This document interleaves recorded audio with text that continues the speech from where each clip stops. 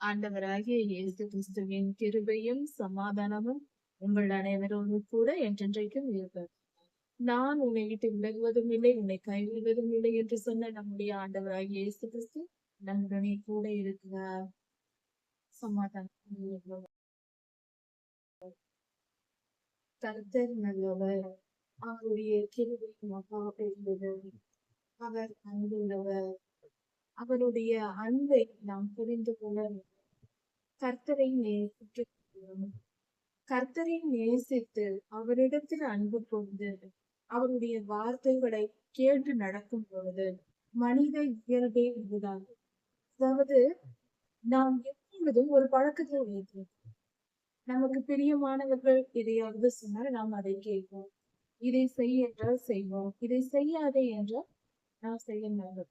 நாம் யாரை நம்புகிறோமோ, நாம் யாரை அதிகமாய் நேசித்து அவர்களிடத்தில் அன்பு கொள்கிறோமோ அவர்களை நம்புகிறோம்.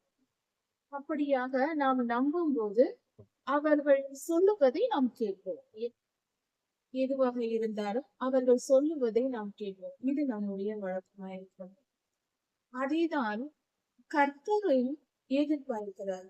நாம் கர்த்தரை விசுவாசிக்க வேண்டும், அவரிடத்தில் அன்பு வேண்டும், அவரை நம்ப வேண்டும், அவரிடத்தில் விசுவாசம் வைத்து அவர் சொல்வதை கேட்டு நாம் நடந்து வேண்டும். இந்த அன்பு கூறும் முறை இருக்கும் பொழுது எந்தவித வாழ்க்கையில் தவறுகளும் நம் வாழ்க்கையில் வராது. இந்த வேத பகுதியில் ஏசாயா 43ஆம் அதிகாரத்தை தியானிக்கிறோம். இந்த வேத பகுதியில் இஸ்ரவேலர்கள் மகா பெரிய தவறை செய்கிறார்கள். எரேமியா தீர்க்கதரிசியினால் கர்த்தர் சொல்லுகிற வார்த்தையே இவர்கள் இல்லை, இது கர்த்தருடைய வார்த்தை அல்ல, பாருக்கு சொன்ன வார்த்தை என்று அவர்கள் உதாசீனப்படுத்துகிறார்கள். அந்த வார்த்தையை தீர்க்கதரிசியின் மூலமாக வந்த கர்த்தருடைய வார்த்தையை அவர்கள் ஏற்றுக்கொள்ளாமல் மீறி நடக்கிறார்கள். இது நிமித்தம் அவர்கள் மிக பெரிய அவர்கள் ஒட்டுமொத்த ஜனங்களின் அழிவுக்கும் இப்படிப்பட்ட ஒரு அவநம்பிக்கை காணப்படுகிறது. அவர்கள் சந்தேகப்படுகிறார்கள். தீர்க்கதரிசி சந்தேகப்பட்டு அவர் சொல்வது தவறு என்று அவர் மேல் சந்தேகப்பட்டு அந்த வார்த்தைகளை ஏற்றுக்கொள்ளாததினால் அத்தனை பேரும் இறந்துபடுகிறார்கள். இது குறித்தான செய்தியை நாம் இந்த வேத பகுதியில் தியானிக்க இருக்கிறோம். அதற்கு முன்பாக சந்தேகப்படுவது என்பது பொல்லாதவனால் ஏற்படுத்தப்படும் ஒரு வித குணம், ஒரு உணர்வு. மனிதனுக்கு சந்தேகத்தை தூண்டுவது அவனுடைய வேலை, பொல்லாதவனுடைய நம்முடைய சத்துருவின் வேலை. கர்த்தருடைய ஆவியானவர், கர்த்தர் நம்மோடு இருந்தால் அவர் தெளிவின் ஆவியாய் இருக்கிறார். தெளிவை நமக்கு சொல்லிக் கொடுப்பார். இது சரி என்றால் சரி, தவறு என்றால் தவறு. இது சந்தேகம் என்பதற்கு வேலையே இல்லை, தெளிந்த முடிவு. இப்படிப்பட்ட காரியத்தை பரிசுத்த ஆவியானவர் நமக்குள் இருக்கும்போது நாம் வெற்றி பெறலாம். வேத வசனத்தை தியானித்து ஜெபித்து கர்த்தரோடு நாம் ஐக்கியமாய் வாழும்போது இது நமக்கு மிக சுலபமாய் இருக்கும். ஒருவர் தவறு செய்தால் இவர்கள் தவறு செய்து விட்டார்கள் என்று தெளிவாய் நமக்கு புரியும். ஒருவர் தவறு செய்யவில்லை என்றால் நிச்சயம் இவர்கள் தவறு செய்யவில்லை என்பது நமக்கு தெளிவாய் புரியும். அப்படி இருக்கும் போது சந்தேகம் என்ற வார்த்தைக்கு அந்த வேலையே இல்லாமல் போகும். இதுதான் பரிசுத்த ஆவியானவரின் வழி நடத்துதல். ஆனால் பொல்லாத சத்துருவோ, பொல்லாதவனோ அப்படி அல்ல. அவனுடைய செயல்கள் வித்தியாசம். அவன் இப்படி இருக்குமா அப்படி இருக்குமா என்ற சந்தேக உணர்வை ஏற்படுத்துவான். இதுதான் பொல்லாதவன் நம்மை வழி நடத்துகிறான். பொல்லாத ஆவியின் பேச்சை நாம் கேட்கிறோம், அதாவது பாவம் செய்கிறோம், நாம் கர்த்தரை நெருங்கி இருக்கவில்லை என்பதற்கான அடையாளம். பரிசுத்த ஆவியானவர் நமக்கு செயல்படவில்லை என்பதற்கான அடையாளம்.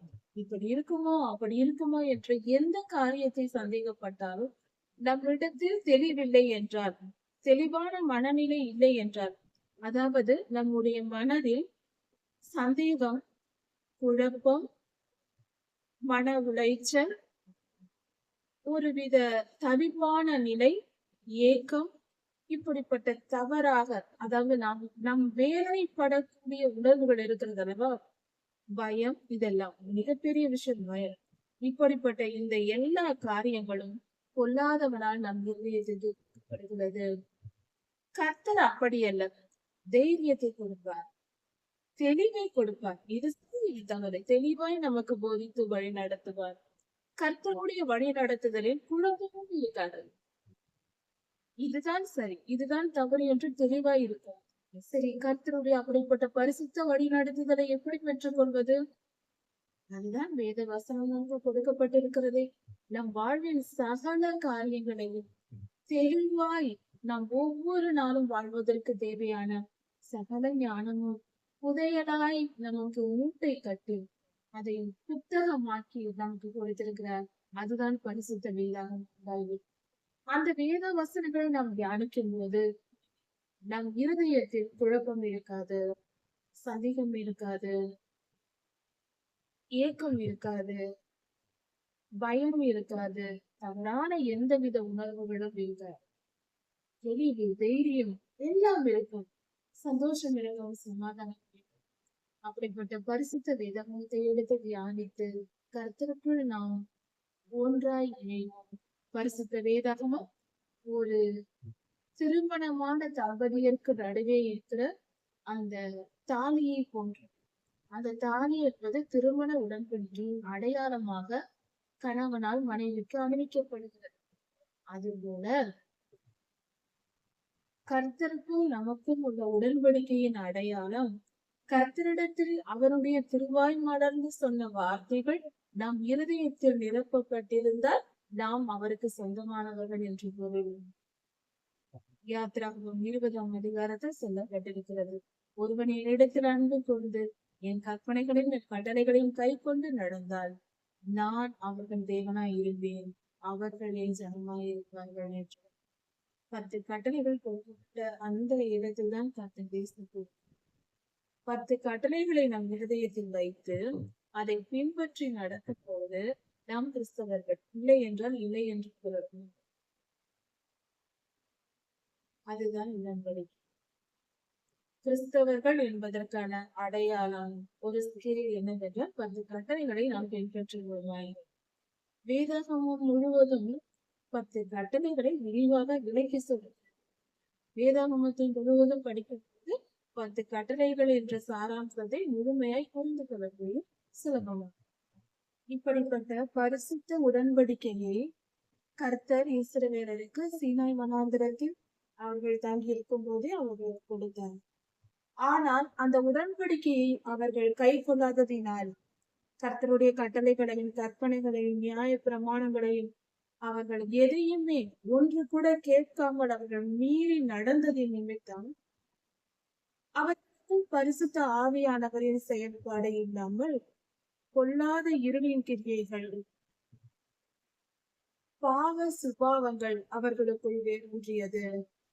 இதன் விளைவாக கர்த்தருடைய வார்த்தை என்னும் வெளிச்சம் அவர்களுக்குள் இல்லாததினால் இருள் அவர்கள் இருதயத்தை சூழ்ந்து கொண்டது. அதன் விளைவு அவர்கள் பாவம் செய்தார்கள். ஒன்றல்ல, இரண்டல்ல, நூற்றுக்கணக்கான வருடங்களாக, பல 100 வருடங்களாக அவர்கள் பாவம் செய்தார்கள். கர்த்தர் தீர்க்கதரிசிகளினால் சொல்லி சொல்லி பல முறை அவர்களுக்கு எச்சரிப்பை சொல்லி இருந்தும் கூட அதை அவர்கள் ஏற்க மறந்தார்கள். ஏற்க மனம் இல்லை அவர்களிடத்தில்.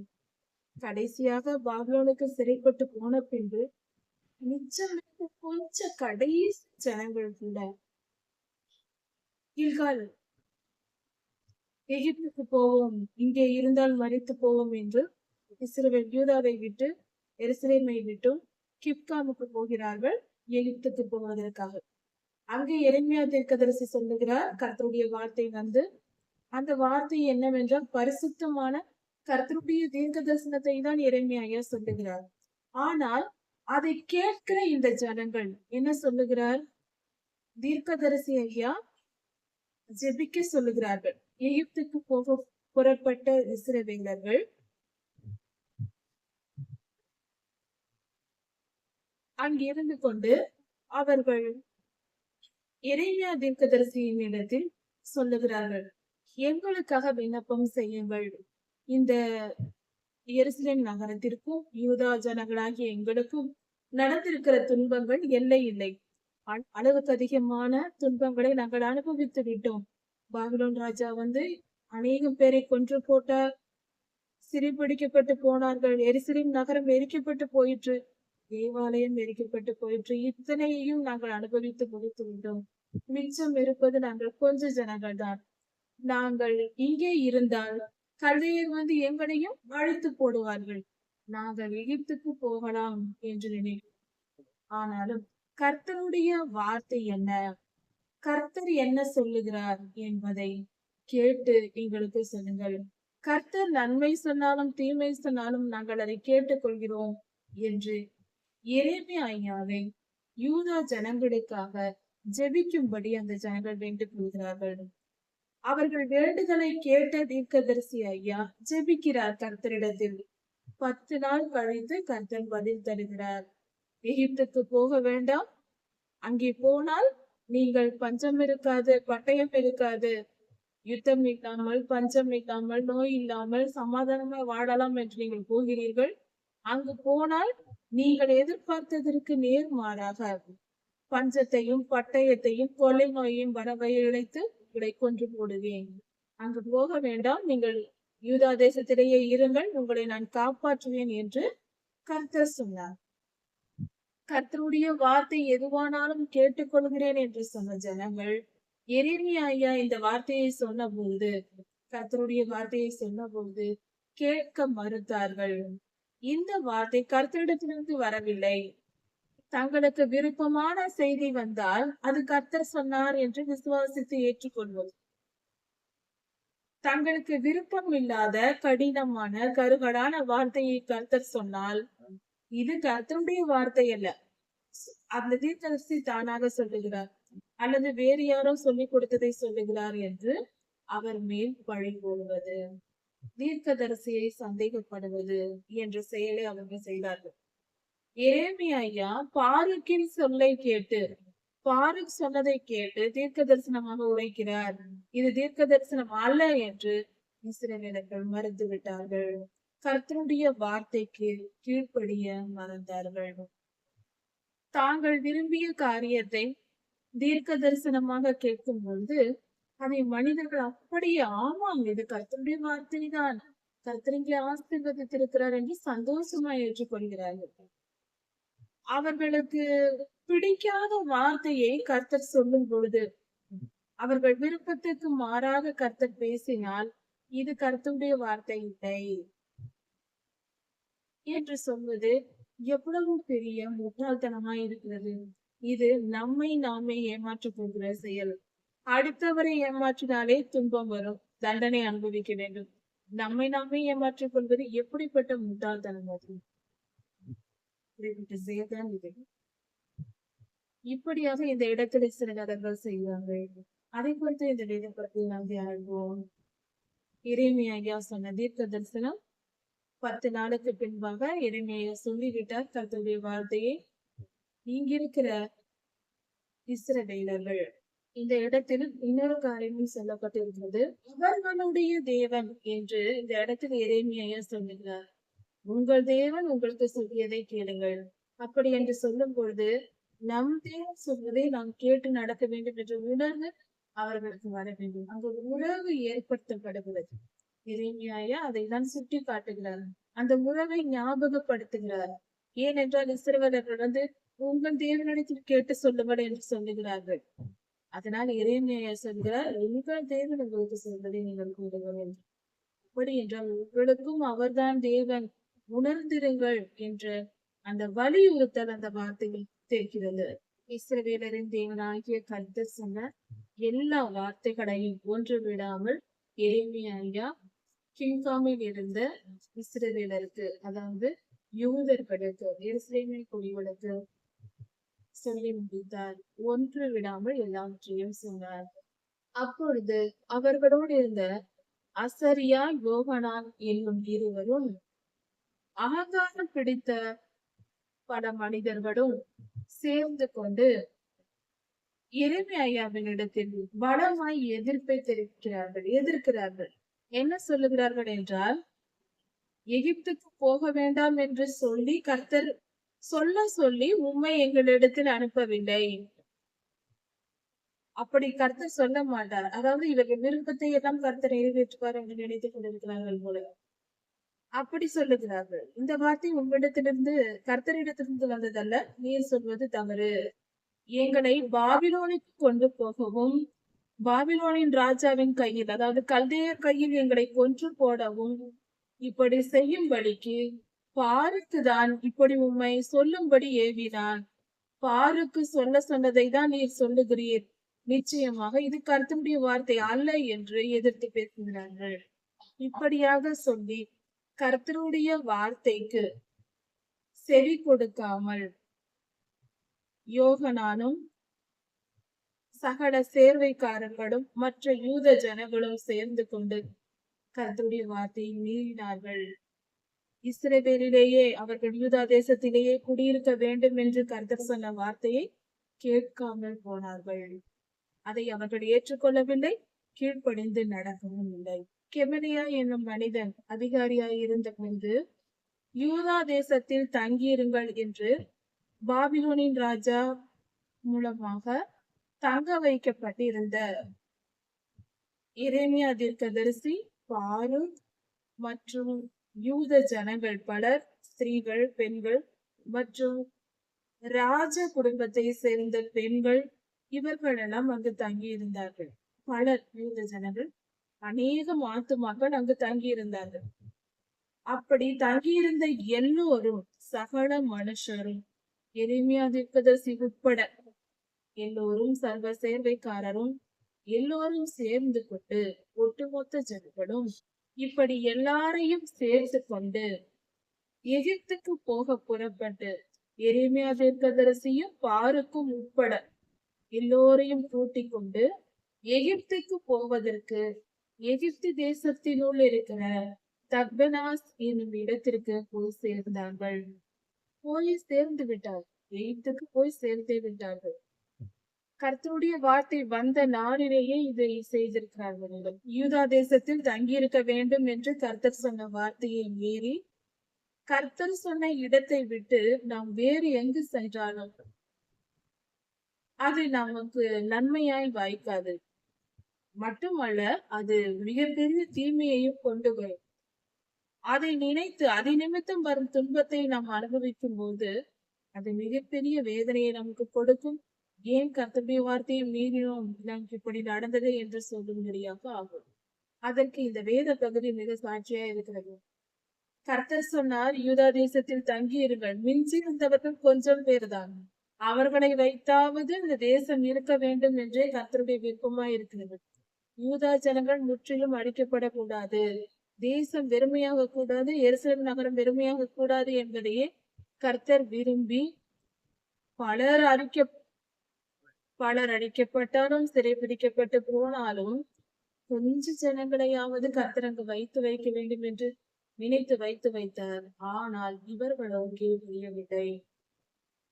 இப்படி தீர்க்கதரிசி சொல்லியும் கேட்காமல் அவரையும் அழைத்து கொண்டு எகிப்துக்கு தக்பனாசுக்கு போய்விட்டார்கள்.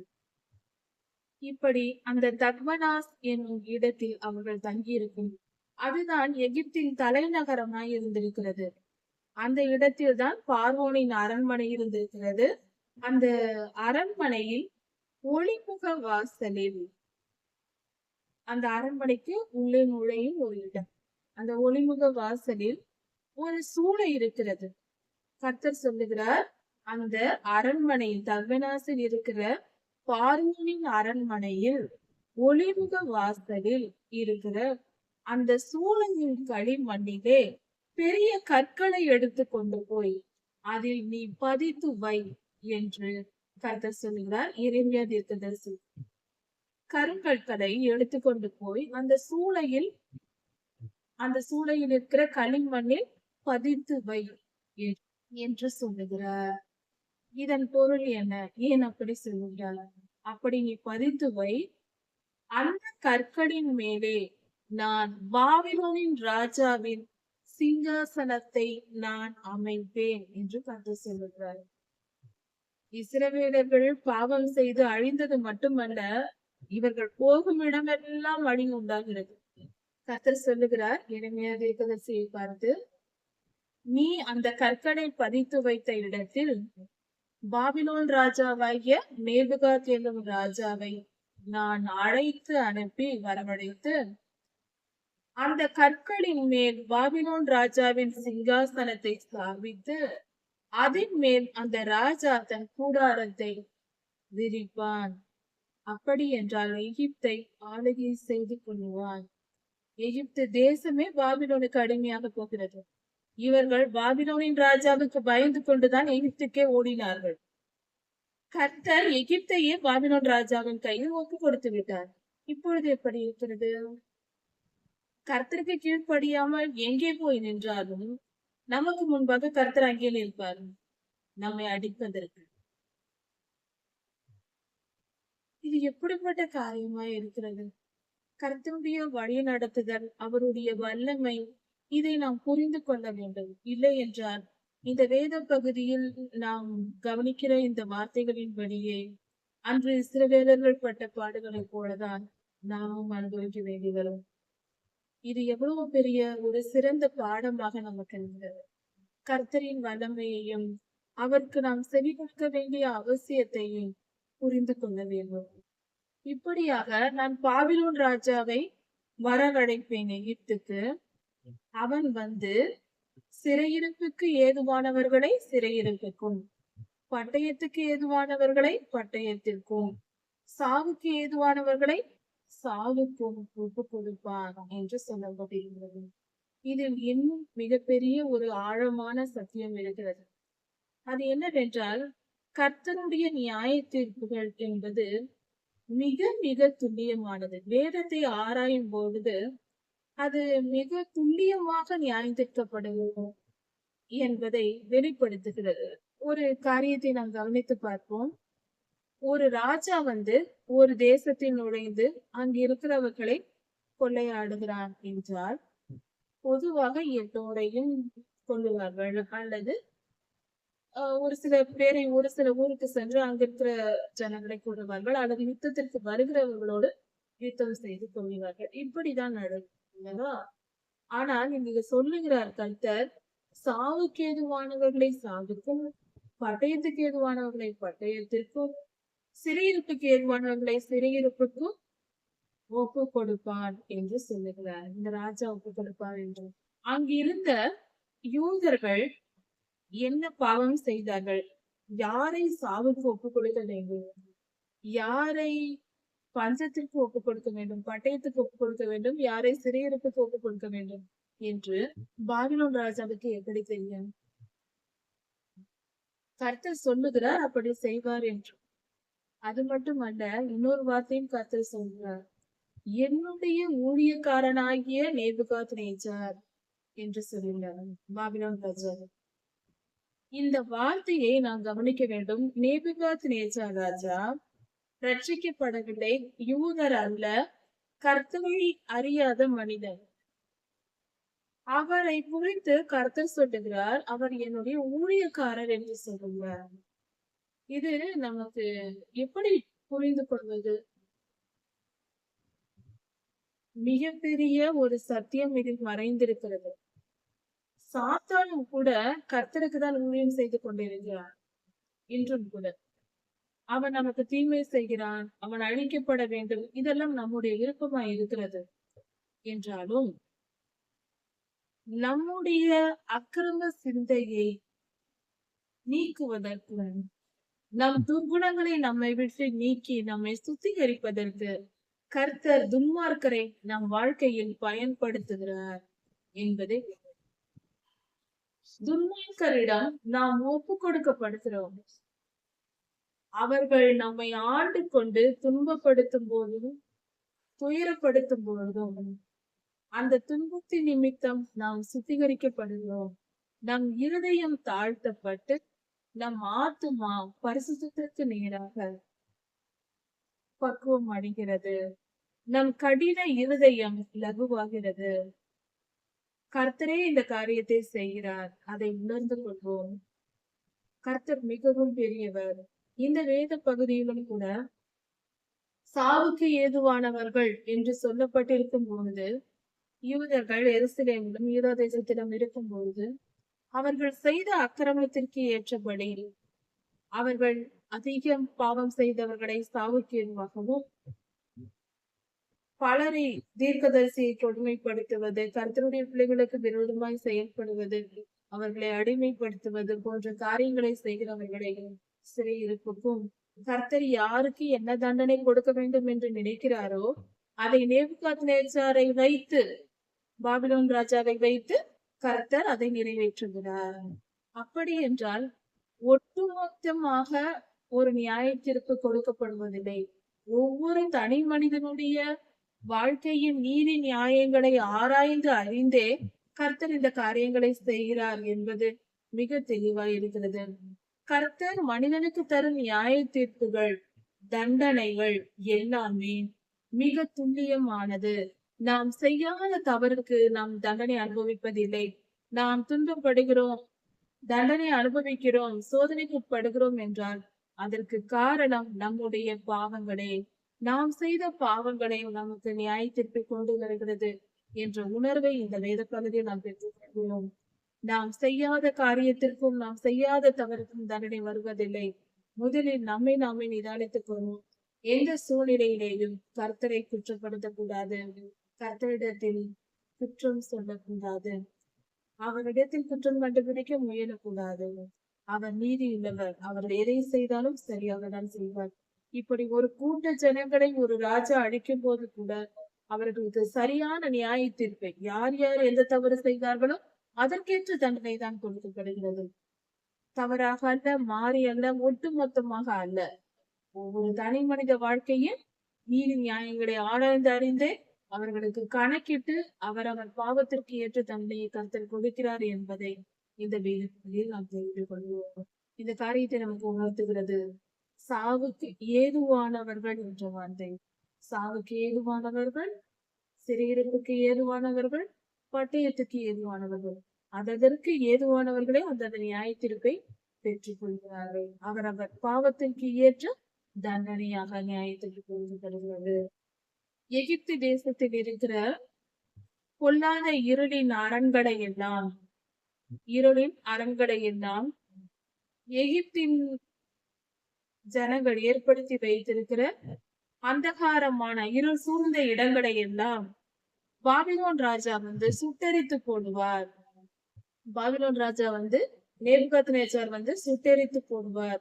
அக்கினிக்கு நான் அவைகளை ஒப்பு கொடுத்தேன்.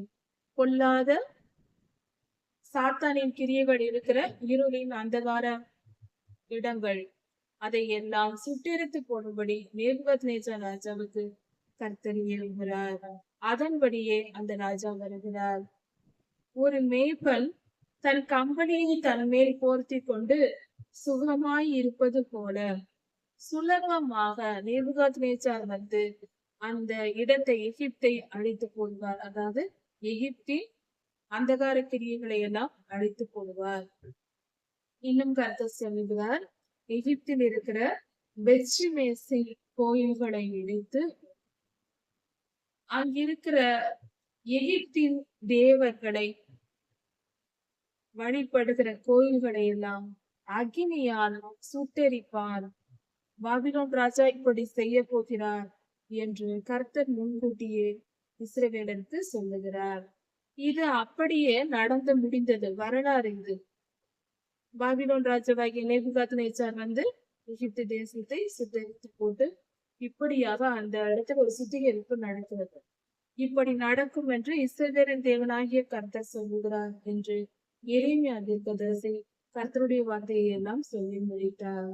அதாவது எகிப்து தேசத்திற்கு பொல்லாத ஆவிகளின் நிமித்தம் அந்த இடத்திலும் ஒரு சுத்திகரிப்பு நடக்கிறது. இவர்கள் போகிறார்கள், அந்த இடத்திலும் சுத்திகரிப்பு நடக்கிறது. இஸ்ரவேலர்களும் யூதர்களும் அழிக்கப்படுகிறார்கள். இங்கிருக்கிற எல்லா பாவக்கிரியைகளும் அழிக்கப்படுகிறது. இப்படியாக கர்த்தர் நியாய தீர்ப்பை எழுதினார். கர்த்தர் நல்லவர், அவர் பரிசுத்தர். பரிசுத்த தெய்வத்தை நாம் பரிசுத்தமாய் வாழ்ந்து அவரை சேர வேண்டும். அவருடைய பரிசுத்தத்தை கற்றுக்கொண்டு அவருக்கு பிள்ளைகளாகும். எரேமியா 44 அதிகாரம் 1 வசனம். எரேமியா தீர்க்கதரிசியின் காலத்தில் சுமார் 2400 வருடங்களுக்கு முன்பாக நடந்த சம்பவம் இது. இந்த வேத பகுதியானது கர்த்தருடைய வழிநடத்துதல் எப்படி இருக்கும், நாம் எப்படி சரியாக வாழ்வது, கர்த்தருக்கு பிரியமில்லாத காரியத்தை செய்து கர்த்தருக்கு கோபம் மூட்டும் போது அதன் விளைவு எப்படி இருக்கும், நம்மை கர்த்தர் எப்படி தண்டிப்பார் என்பதை குறித்து இந்த வேத பகுதியில் நாம் கற்றுக்கொள்ளலாம். அதனால் எச்சரிப்பு அடைந்து நாம் தவறு செய்யாமலும் கர்த்தரை கோபமூட்டாமலும் இருந்து நம்மை நாம் பாதுகாத்துக் கொள்ளலாம். தீமைக்கு விலகி துன்பத்திற்கு விலகி நம்மை நாம் காத்து கொள்ள இந்த வேத பகுதி நமக்கு பேசுவோம். யூதாவில் மீந்திருந்த ஜனங்கள் எரேமியா தீர்க்கதரிசி மூலமாக வந்த கர்த்தருடைய வார்த்தையை கேட்காமல் எகிப்தில் உள்ள தர்பராசுக்கு குடியேறி போனார்கள். எகிப்துக்கு போய் பல பட்டணங்களில் அவர்கள் குடியிருந்தார்கள். அப்பொழுது எரேமியா தீர்க்கதரிசியும் அவர்களோடு குடியிருந்தார். பாருக்கும் கூட இருந்தார். அப்பொழுது எரேமியா தீர்க்கதரிசிக்கு கர்த்தருடைய வார்த்தை உண்டானது. கர்த்தர் எரேமியாவிடம் பேசுகிறார். கர்த்தர் சொல்லுகிறார், எருசலேமின் மேலும் யூதாவின் மேலும் நான் வரப்பண்ணின தீங்கை எல்லாம் நீங்கள் உங்கள் கண்ணார கண்டீர்கள். எருசலேம் நகரத்தின் மேல் மற்றும் யூதா பட்டணங்கள் மேல் பாபிலோன் ராஜா வந்து மற்றவர்கள், அதாவது எதிரிகள் வந்து தேசத்தை சுட்டரித்து போட்டதும், பட்டணங்களை சுட்டரித்து போட்டதும், ஜனங்களை சிறைப்பிடித்ததும், பலரை கொன்று போட்டதும், இதையெல்லாம் நீங்கள் கண்ணால் பார்த்திருக்கிறீர்கள். இதையெல்லாம் பார்த்தவர்கள் தான் எகிப்திற்கு போயிருக்கிறார்கள். அவர்களிடத்தில் கர்த்தர் சொல்லுகிற வார்த்தை இது. எரேமியாவின் மூலமாக சொல்லுகிறார். கர்த்தர் சொல்லுகிறார், யூதா பட்டணத்தில் இருந்தவர்களும் நீங்களும், இங்கே எகிப்திற்கு வந்திருக்கிற யூத ஜனங்களும் நீங்களும் அவர்களும் நீங்கள் அறியாத தேவர்களையும் உங்கள் பிதாக்கள் அறியாத தேவர்களையும் இதுவரை நீங்கள் கேள்விப்பட்டதில்லை, உங்கள் பிதாக்கள் கேள்விப்பட்டதில்லை. அப்படி நீங்கள் எல்லாம் அறியாத ஒரு வழிபாடு, உங்களுக்கு தெரியாத ஒரு வழிபாட்டை நீங்கள் செய்கிறீர்கள். நீங்கள் அறியாத தேவர்களை, அப்படிப்பட்ட தேவர்களை தெரிந்து கொண்டு தூபம் காட்டவும் அதற்கு ஆராதனை செய்யவும் போனீர்கள்.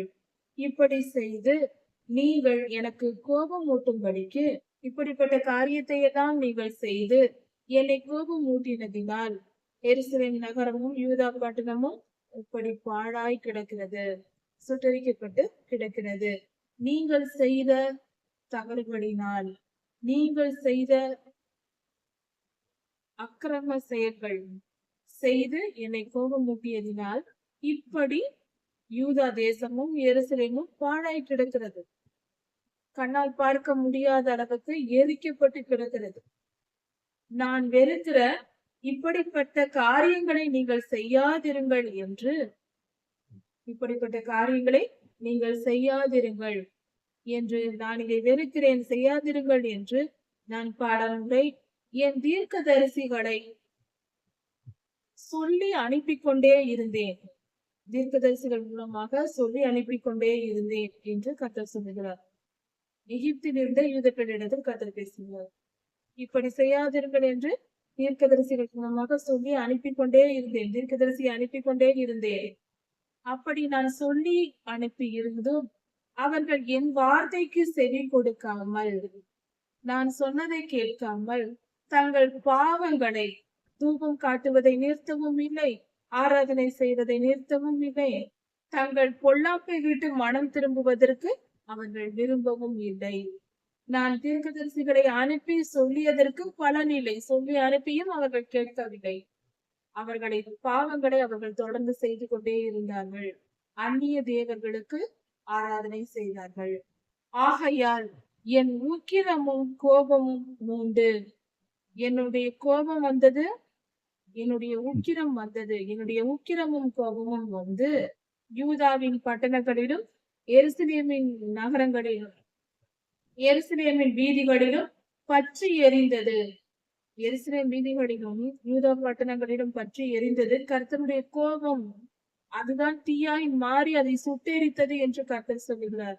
அந்த அளவுக்கு கர்த்தரை கோபம் கொண்டு இருக்கிறார்கள். கர்த்தர் தன் கோபத்தை வெளிப்படுத்தி இருக்கிறார். இப்படியாக அந்த இடங்களை அழித்து போட்டு எரித்து போட்டு அவைகள் இந்நாளில் இருக்கிறபடி வனாந்தரமும் பாழுமாயிற்று. இப்பொழுது பார்க்கிறீர்களே, அது போல வனாந்தரமாய் பாழாய் கிடைக்கிறது என்று கர்த்தர் சொல்லுகிறார். பொதுவாக கிறிஸ்தவர்கள் மத்தியில் ஒரு வார்த்தை உண்டு, தேவன் அன்பானவர், கர்த்தர் அன்பானவர். ஆமாம், கர்த்தர் அன்பானவர் தான். அதில் என்ன மாற்று கருத்து இருக்கிறது இல்லை. கர்த்தர் அன்பானவர் தான். அன்பு என்றால் என்ன? அதுதான் இங்கு கேள்வி. அன்பு என்பதெல்லாம் கனிவான பேச்சல்ல. கனிவாய் நடந்து கொள்வது வேறு, அன்பு வேறு. வித்தியாசம் இருக்கிறது. 1 கொரிந்தியர் 13ஆம் அதிகாரத்தை படித்து பார்ப்போம். அன்பு எப்படிப்பட்டது என்று தெரியும். அன்பு கண்டிக்கவும் செய்யும், கண்டித்து திருத்தவும் செய்யும். கோபம் வரும். அன்புள்ளவர்கள் கோபப்படுவார்கள். உண்மையான அன்புள்ளவர்களுக்கு தான் கோபம் வரும்.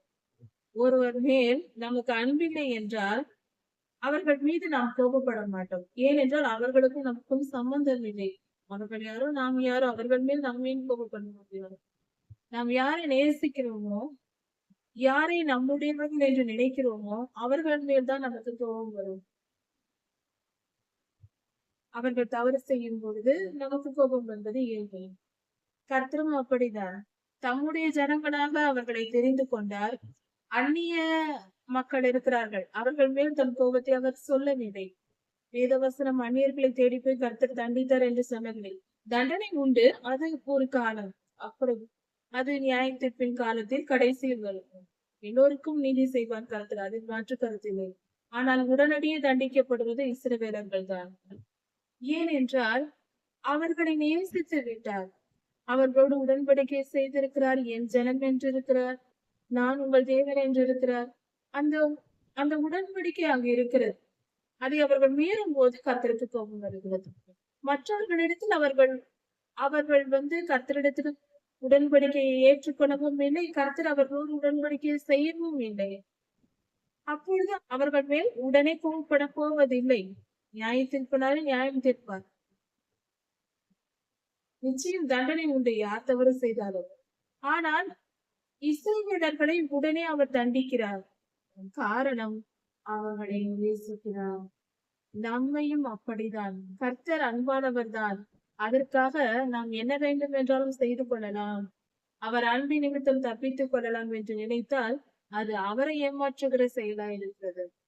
அவரை ஏமாற்ற யாராலும் முடியாது. முயற்சி செய்ய வேண்டாம். கர்த்தர் என்னை பார்த்து கொண்டிருக்கிறாரா, அவருக்கு எல்லாம் தெரியுமா என்று. சகலத்தையும் பார்க்கும் வல்லமை அவருக்கு உண்டு. நமது ஆண்டவராகிய இயேசு கிறிஸ்து இசைக்கிற புஸ்தகத்தை படிக்கும் பொழுது கர்த்தருடைய சன்னதி, அவருடைய சிங்காசனம் இதையெல்லாம் சொல்லப்பட்டிருக்கிறது. அதை பார்த்தால் 4 சக்கரங்கள் சொல்லப்பட்டிருக்கிறது. அந்த சக்கரங்கள் எல்லா பக்கத்திலும் கண்களுடையவைகளாய் இருக்கிறது. அவைகளால் அந்த சராசரத்தையும் சுற்றிலும் அவைகள் பார்த்து கொண்டே இருக்கிறது. அந்த கண்கள் எண்ணற்ற கண்கள். நம்முடைய பிதாவாகிய தேவனுடைய சிங்காசனத்தை சுற்றிலும் 4 ஜீவன்கள் இருந்தது என்று வெளிப்படுத்த 4-5 அதிகாரங்களில் சொல்லப்பட்டிருக்கிறது. அந்த 4 ஜீவன்களின் உடல் முழுவதும் கண்களால் நிரம்பி இருந்தது என்று சொல்லப்பட்டிருக்கிறது. அவைகள் எப்பக்கத்திலிருந்தும் எல்லா திசைகளில் இருந்தும் என்ன நடக்கிறது என்பதை பார்த்து கொண்டிருந்த கண்கள். இப்பொழுதும் அவைகள் பார்த்து கொண்டுதான் இருக்கிறது. அது போல கர்த்தர் நம்மை அறிந்திருக்கிறார். நம்மை எப்போதும் பார்த்து கொண்டுதான் இருக்கிறார். அவரை ஏமாற்ற முடியாது. இப்போது இஸ்ரவேலின் தேவனாகிய கர்த்தர் என்ன சொல்லுகிறார்? யூதா தேசத்தில் இருந்து புறப்பட்டு வந்த சகல பெண்கள், ஆண்கள், சிறு பிள்ளைகள், பால் குடிக்கிற குழந்தைகள், இவர்கள் எல்லோரையும் வேறற்று போகும் பண்ணும்படி எல்லோரையும் அழித்து அந்த சந்ததி இல்லாமல் போகும் பண்ணும்படிக்கு கர்த்தருடைய கோபம் வரும்படி நீங்கள் இப்படிப்பட்ட செய்தியை ஏன் செய்கிறீர்கள் என்று கர்த்தர் கேட்கிறார். எகிப்தில் இருந்த யூதர்கள், எகிப்தில் இருந்த சகல மனுஷரையும் பார்த்து, அதாவது யூதர்கள் எகிப்தியர்கள் அல்ல, யூதாவிலிருந்து புறப்பட்டு வந்த எகிப்தில் இருந்த யூதர்கள். அவர்களை பார்த்து கர்த்தர் கேட்கிறார். அதாவது, நீங்கள் எல்லோரும் அழித்து போக பண்ணும்படிக்கு, உங்களை நான் அழிக்கும்படிக்கு, வேறற்று போக பண்ணும்படிக்கு நீங்கள் செய்த காரியம் என்ன? நீங்கள் ஏன் இப்படி செய்கிறீர்கள்? எகிப்தின் எல்லா தேவர்களுக்கும் நீங்கள் ஏன் தூபம் காட்டுகிறீர்கள் என்று கர்த்தர் கேட்கிறார். எகிப்திற்கு போனதும் அங்குள்ள தேவர்களுக்கு, அங்கிருக்கிற பொல்லாத இருளின் கிரியைகளுக்கு இவர்கள் தூபம் காட்டிக் கொண்டிருக்கிறார்கள். இதையே இவர்கள் செய்கிறார்கள். இது கர்த்தருக்கு விரோதமான காரியம் அல்லவா? கர்த்தர் செய்யக்கூடாத பல ஆயிரக்கணக்கான வருடங்களாக சொல்லுகிற வார்த்தை அல்லவா? அதை கேட்காமல் இவர்கள் செய்கிறார்கள். இதை செய்ததை நிமித்தம் கர்த்தர் கோபம் கொண்டு இப்படியாக கேட்கிறார். யூதாவின் தேசங்களிலும், யூதா தேசத்திலும், எருசலேமிலும், எருசலேமின் வீதிகளிலும் நீங்களும் உங்கள் பிதாக்கள் செய்த பொல்லாப்புகளையும், யூதா ராஜாக்கள் செய்த பொல்லாப்புகளையும், அவர்கள் ஸ்திரீகள் செய்த பொல்லாப்புகளையும், நீங்களும் உங்கள் ஸ்திரீகளும் செய்த பொல்லாப்புகளை மறந்து போனீர்களோ என்று கர்த்தர் கேட்கிறார். அதாவது என்ன நடந்தது என்றால், தாவீதையாவின் காலத்திற்கு பின்பாக சாலமோன் ராஜா தேவாலயம் கட்டினார். ராஜாவானார், தேவாலயம் கட்டினார். அதன் பின்பு அநேக அந்நிய ஸ்திரீகளை விவாகம் பண்ணினார். அதே நிமித்தம் அந்த அந்நிய பெண்கள், திருமணமாகி வந்த அந்நிய பெண்கள் எல்லாம் சாலமோன் ராஜாவை தூண்டிவிட்டு இஸ்ரேல் தேசம் எங்கும், எருசலேம் நகரம் எங்கும் தெருக்கள் தோறும் பலிபீடங்களை ஏற்படுத்தி பொல்லாத விக்கிரக ஆராதனை, கர்த்தருக்கு அருவருப்பான செயல்களை எல்லாம் செய்ய வைத்தார்கள் அந்த பெண்கள். அதாவது சாலமோன் ராஜாவினால் திருமணம் செய்யப்பட்ட மனைவிகள். அவர் அநேகம் பெண்களை திருமணம் செய்தார். ஆனால் எருசலேமுக்குள் அதன் வழியாக அநேகம் பொல்லாத ஆவிகள் நுழைந்தன. இதுதான் உண்மை. பெண் மட்டும் வரவில்லை, அங்கு பொல்லாத ஆவிகளும் நுழைந்தன. இப்படியாக இந்த காரியங்கள் நடந்ததின் நிமித்தம் தலைமுறை தலைமுறையாக அடுத்தடுத்து எருசலேம் நகரமும் யூதா தேசமும் அதன் பட்டணங்களிலும் அநேக விக்கிரக ஆராதனை பெருகி போயிற்று. இது நிமித்தம் கர்த்தருடைய கோபம் அந்த ஜனங்கள் மேல் இருந்து கொண்டே இருந்தது, அந்த இடத்தின் மேலும் இருந்து கொண்டே இருந்தது. அதை தொடர்ந்து இவர்கள் செய்ததை தான் கர்த்தர் கேட்கிறார், ஏன் இப்படி செய்தீர்கள்? இப்படியெல்லாம் அக்கிரமம் செய்து கொண்டிருக்கிற நீங்கள் இந்த பொல்லாப்பை நினைத்து எப்பொழுதும் மனம் வேதனைப்படுவதில்லை. கர்த்தருடைய வார்த்தையை மீறுகிறோமே, இப்படி கர்த்தருக்கு விரோதமான செயல்களை செய்கிறோமே என்று மனம் வேதனைப்படுகிறதும் இல்லை, மனம் நொறுங்குண்டதும் இல்லை, கர்த்தருக்கு பயப்படுவதும் இல்லை. கர்த்தர் நமக்கு தண்டிப்பாரு என்கிற பயமே உங்களுக்கு இல்லாமல் போயிற்று என்று கர்த்தர் சொல்லுகிறார். நான் உங்கள் முன்பாகவும் உங்கள் பிதாக்கள் முன்பாகவும் வைத்த என்னுடைய கட்டளைகளையும் வேதத்தையும், என் வேதத்தின்படியும் என் கட்டளைகளின்படியும் நீங்கள் செய்யவும் இல்லை. நான் உங்கள் முன்பாக வைத்த கட்டளைகளையும் என் வேதத்தின் வசனங்களையும் நீங்கள் கை கொள்ளவில்லை. ஏன் இப்படி செய்தீர்கள் என்று கர்த்தர் கேட்கிறார். இப்படி நீங்கள் என் வார்த்தையை மீறியதினால், இப்படியாக நீங்கள் என் வார்த்தையை மீறியதினால் நான் உங்களுக்கு தீங்கு உண்டாகும்படிக்கு, உங்களை தண்டிக்கும்படி, உங்களுக்கு துன்பத்தை தரும்படிக்கு, இதோ நான் உங்களுக்கு தீங்கு வரும்படிக்கும் யூதா அனைத்தையும் சங்கரிக்கும்படிக்கும் என் முகத்தை உங்களுக்கு விரோதமாக திருப்புவேன் என்று கர்த்தர் சொல்கிறார். நான் உங்களுக்கு தண்டனையை அனுப்ப போகிறேன் என்று கர்த்தர் சொல்கிறார். எகிப்தில் வந்து தங்கும்படிக்கு வந்த மீதியான யூதர்களை நான் வாரி கொள்ளுவேன் என்று கர்த்தர் சொல்கிறார். நான் அவர்களை அழித்து போடுவேன், மரணம் அடைய பண்ணுவேன், இறந்து போவார்கள் என்று கர்த்தர் சொல்கிறார். அவர்கள் அனைவரும் சங்காரம் ஆவார்கள் என்று கர்த்தர் சொல்கிறார். அவர்களில் பெரியோர் முதல் சிறியோர் முதல் பெரியோர் வரைக்கும் எல்லோரும் எகிப்து தேசத்திலே நிர்மூலமாவார்கள். சிறியோர் முதல் பெரியோர் வரைக்கும் பட்டயத்துக்கு இரையாவார்கள். பஞ்சத்தாலும் நிர்மூலமாவார்கள். பட்டயத்தாலும் பஞ்சத்தாலும் செத்து சாபமாகி பாழும் பழிப்பும் நிந்தையும் ஆவார்கள். கர்த்தருடைய வார்த்தையை மீறியதினால் இப்படிப்பட்ட தண்டனை வரும் என்று கர்த்தர் சொல்லுகிறார். நான் எருசலேமை எப்படி தண்டித்தேனோ அதே போல எகிப்தில் இருக்கிற யூதர்களையும் பட்டயத்தாலும் பஞ்சத்தாலும் கொள்ளை நோயினாலும் நான் தண்டிப்பேன் என்று கர்த்தர் சொல்லுகிறார். இஸ்ரவேலர்கள் எருசலேமில் இருந்த பொழுது, யூதா ஜனங்கள் இருந்த பொழுது கர்த்தரை மீறி என்ன பாவம் செய்தார்களோ அதையே எகிப்து தேசத்தில் இருப்பவர்களும் யூதா தேசத்திலிருந்து வந்த யூதர்களும் செய்கிறார்கள். அவர்களையும் நான் இதே போல தண்டிப்பேன், அழிந்து போவார்கள் என்று கர்த்தர் கோபமாக சொல்லுகிறார். யூதா தேசத்திலிருந்து குடியேறி வந்து எகிப்து தேசத்தில் தங்கி இருக்கிற ஜனங்களில் யார் யார் எகிப்தை விட்டு புறப்பட்டு தப்பித்து போய்விடுவோம் என்று ஓடி போகிறார்களோ அவர்களை தவிர இங்கிருக்கிற அத்தனை பேரையும், யூதர்களையும், பெரியோர் சிறியோர் என்று எந்த வித்தியாசமும் இல்லாமல் எல்லோரையும் நான் அழித்து போடுவேன் என்று கர்த்தர் சொல்கிறார். தப்பி போகிறவர்கள் மட்டுமே மீந்திருப்பார்கள், இங்கிருக்கிற எல்லோரும் அழிந்து போவார்கள் என்று கர்த்தர் சொல்கிறார். எல்லோரையும் கர்த்தர் அழித்து போடுவேன் என்று சொல்லுகிறார். இப்படி எரேமியா சொன்ன போது அங்கிருந்த ஸ்திரீகள் எல்லோரும், யூதா தேசத்தை சேர்ந்த ஸ்திரீகள் எல்லோரும் எரேமியா ஐயாவுக்கு பதில் கொடுக்கிறார்கள். அங்கிருந்த ஆண்கள் பெருங்கூட்டமாய் நின்றவர்களும் பெண்களும் கூட சேர்ந்து சொல்லுகிறார்கள். நீர் சொன்னபடி, நீங்கள் சொன்னது போல, எரேமியாவை நோக்கி சொல்கிறார்கள், நீர் சொன்னது போல கர்த்தருடைய வார்த்தைக்கு நாங்கள் செவி கொடுக்காமல் வானராக்கினைக்கு, எகிப்தின் தேவர்களுக்கு வானராக்கினைக்கு நாங்கள் தூபம் காட்டினோம். நாங்கள் வானராக்கினைக்கு தூபம் காட்டி அந்நிய தேவர்களை வழிபட்ட போது நாங்கள் ஒரு குறைவும் இல்லாமல் செழிப்பாய் வாழ்ந்திருந்தோம். எங்களுக்கு எந்த பஞ்சமும் இல்லை, எந்த துன்பமும் இல்லை. அப்பொழுது நாங்கள் செழிப்பாய் வாழ்ந்திருந்தோமே என்று அங்கிருந்த யூத ஜனங்கள் சொல்லுகிறார்கள். இவர்கள் அந்நிய தேவர்களை வழிபட்ட போது சுகமாய் இருந்தார்களாம். எந்த பட்டயம் பஞ்சம் பிரச்சனைகள் இல்லாமல் நிம்மதியாய் இருந்ததாம். அதனால் நாங்கள் அப்படியே செய்ய விரும்புகிறோம். எங்களுக்கு அப்பொழுது துன்பம் இல்லை.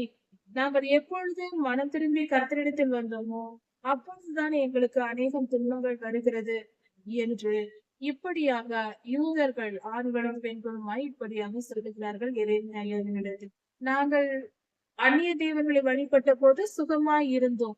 அதையெல்லாம் விட்டு விட்டு நாங்கள் வந்த பின்பு நாங்கள் மிகுந்த துன்பத்தை அனுபவிக்கிறோம். வானராக்கினைக்கு நாங்கள் பலியிடாமல் போன போது எங்களுக்கு பஞ்சமும் பட்டயமும் வருகிறது. நாங்கள் அதை செய்யாததினால் எங்களுக்கு துன்பம் வந்தது என்று இஸ்ரவேலர்கள், யூதர்களை இப்படிப்பட்ட வார்த்தைகளை சொல்கிறார்கள். நாங்கள் வானராக்கினிக்கு ஆராதனை செய்யும் பொழுது நாங்கள் நன்றாய் இருக்கிறோம். நாங்கள் முன்பு செய்தோம் அல்லவா, வானராக்கினிக்கு பலியிட்டு வானபலிகளை வார்த்த போது எங்கள் புருஷர்களுக்கு, எங்கள் வீட்டு ஆண்களுக்கு தெரியாமலா நாங்கள் செய்தோம்? தெரிந்துதான் எல்லாவற்றையும் செய்தோம் என்று அந்த ஸ்திரீகள் சொல்லுகிறார்கள். அப்படி அல்ல என்று எரேமியா தீர்க்கதரிசி சொல்லுகிறார். நீங்கள் செய்ததை தவறாக புரிந்து கொண்டிருக்கிறீர்கள். அதாவது அந்த ஜனங்கள் தவறாய் புரிந்து கொண்டார்கள். நீங்கள் வானராக்கினிக்கு ஆராதனை செய்ததை நினைத்துதான் கர்த்தர் உங்களை தண்டித்தார். நீங்கள் அதை விட்டு விலகிய போது கர்த்தர் உங்களை ஏற்றுக்கொண்டார். நீங்கள் அதை புரிந்து கொள்ளாமல் தவறாய் அர்த்தம் செய்திருக்கிறீர்கள் என்று எரேமியா சொல்லுகிறாங்க. அதாவது இவர்கள் தவறு செய்து முடித்ததும் கர்த்தர் அவர்களை தண்டிக்கிறார். இவர்கள் மனம் திரும்பி கர்த்தரிடத்தில் வந்த போது கர்த்தர் அவர்களுக்கு நியாய தீர்ப்பை கொடுப்பதினால், இவர்கள் திருந்தியதினால் தான் நியாய தீர்ப்பு வந்தது என்று நினைக்கிறார்கள். பாவம் செய்திருந்தால் சுகமாய் இருப்போம் என்று அவர்கள் நினைத்துக் கொண்டார்கள். தவறான புரிதல் அங்கு இருக்கிறது. ஞானம் இல்லாத செயல். யூதர்கள் ஞானம் இல்லாமல், அதான் கர்த்தருடைய ஆவியை பெற்றிருந்தால்தான் மெய் ஞானம் கிடைக்கும். கர்த்தர் ஞானத்தின் ஆவியானவராய் இருக்கிறார். பரிசுத்த ஆவியானவர் ஞானத்தையும் உணர்வையும் அருளும் ஆவியானவராய் இருக்கிறார். அப்படி இருக்க கர்த்தருடைய ஆவியை பெறாதவர்கள் எல்லாவற்றையும் தவறாய் புரிந்து கொண்டு தவறாய் செயல்படுவார்கள். அதனால் அவர்கள் முட்டாள்தனமே அவர்களை அழித்து விடுகிறது. கர்த்தருடைய ஆவியை பெற்றுக்கொண்டு பரிசுத்தமாய் வாழ்கிறவர்கள் உண்மையையும் பொய்யையும் வித்தியாசப்படுத்தி அறிந்து கொள்வதினால் அவர்கள் வாழ்க்கையை சகலத்தையும் வெற்றியை பெற்றுக் கொள்கிறார்கள். கர்த்தருடைய ராஜ்யத்தையும் போய் சேரும் நல் வழியையும் கற்றுக்கொள்கிறார்கள். இதுவே சத்தியம். இப்படியாக தவறான புரிதல் நம்மிடத்தில் இல்லாதபடிக்கு நாம் நம்மை ஆராய்ந்து தெரிந்து கொள்வோம். கர்த்தர் நல்லவர், அவர் பெரியவர், அவர் மிக மிக நல்லவர். அவர் ஒருபோதும் கெட்டவராய் அவர் செயல்படுவதே இல்லை. அவரை போல நல்லவர் ஒருவரும் இல்லை. அவரை குற்றப்படுத்த வேண்டாம். அது நம்முடைய தவறான புரிதலாக தான் இருக்கும். அவர் தவறு செய்தார் என்று சொன்னால் நிச்சயமாக அது நம்முடைய தவறான புரிதலாக தான் இருக்கும். கர்த்தர் நல்லவர். அவர் கிருபை நம்மோடு கூட என்றென்றும் இருக்கிறது. அவரை நேசிப்போம். அவர் அன்புக்கு பாத்திரமாய் நடந்து கொள்வோம். கர்த்தருக்கு பிரியமானவர்களாய் இருப்போம். இதன் தொடர்ச்சியை அடுத்த செய்தி பார்க்கலாம். நமது ஆண்டவராகிய இயேசு கிறிஸ்து சீக்கிரம் வரப்போகிறார். அவருடைய வருகைக்கு நாம் ஆயத்தப்படுவோம். கர்த்தருடைய ஆசீர்வாதம்.